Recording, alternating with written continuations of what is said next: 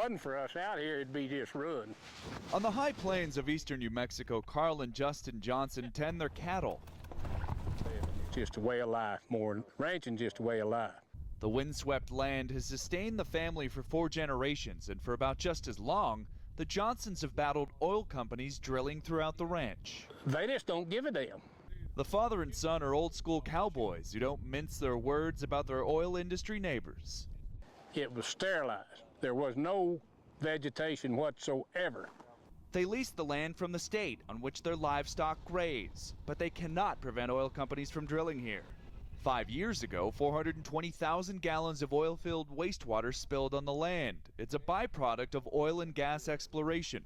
The toxic metal and salt-laden water turned the acreage into a hard, crusty moonscape. And the oil companies, they could do what we asked them to do, and it wouldn't even make a blip on their expense sheet. The Johnsons say they've spent tens of thousands of dollars, mainly in legal and environmental costs, taking oil and gas drillers to task for not properly cleaning or preventing wastewater spills. See over there, this is all saltwater disposal leaks. Their plight shows a largely overlooked side effect of oil and gas production: wastewater spills that foul the land, kill wildlife, and threaten freshwater supplies. If you have a brine spill that is not properly attended, basically that land that's been impacted has been taken. Carrie Sublette is a soil remediation expert who works on projects to repair land damaged by saltwater and oil spills. Brine spills are a huge issue.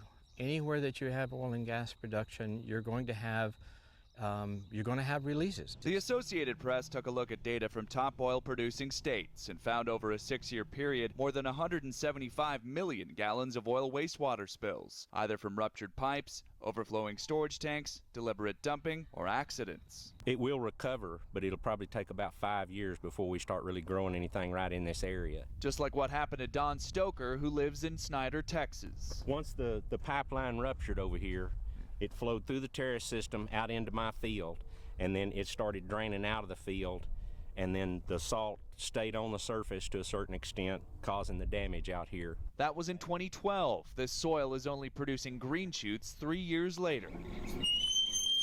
You're never going to find a risk-free form of energy, whether we're talking renewables or fossil fuel development. Katie Brown, a spokeswoman for an education group tied to the oil industry, says American energy production is way up, but claims in proportion wastewater spills are down. The men and women who work in the oil and gas industry are absolutely committed to spill prevention. They live in these communities.